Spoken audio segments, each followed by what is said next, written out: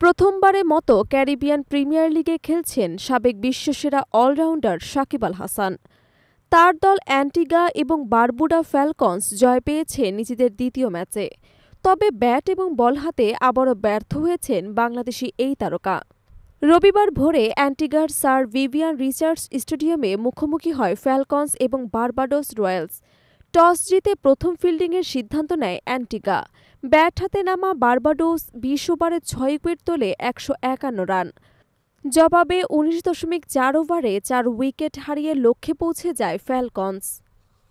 বারবাডোজের ইনিংসের শুরুতেই ধাক্কা লাগে। মাত্র ৬ রানে আউট হয়ে ফেরেন ওপেনার ব্রেন্ট কিং। এরপর কোলিন অ্যালাইন এবং শাকিরি প্যারিসও আউট হন দ্রুত। তবে চতুর্থ উইকেটে কুইন্টন ডি কক এবং রফব্যান পাওয়েল ৪৯ রানের গুটি গড়ে দলকে ভরসা দেন।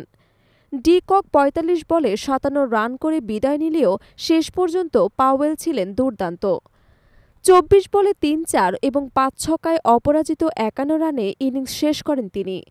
ফলে ১৫০-র বেশি রান পায় বারবাডোস। অ্যান্টিগার হয়ে দুটি করে উইকেট নেন জেইডেন সিলস এবং ওবেদ ম্যাককয়।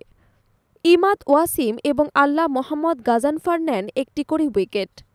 লক্ষ্য তাড়ায় নেমে অ্যান্টিগার শুরুটা ভালো হয়নি। ওপেনার রাকিম কর্নওয়াল ১০ রান করে ফিরলেও অপর ওপেনার জুয়েল অ্যান্ট্রুরো ২৫ বলে ২৮ রান করে কিছুটা স্থিরতা আনেন। তবে আসল ভরসা ছিলেন করিমাগর। ৫৩ বলে ৩-৪ এবং ২ ছক্কায় অপরাজিত ৬৪ রানের ইনিংস খেলে ম্যাচের জয়সূচক ভূমিকা রাখেন তিনি।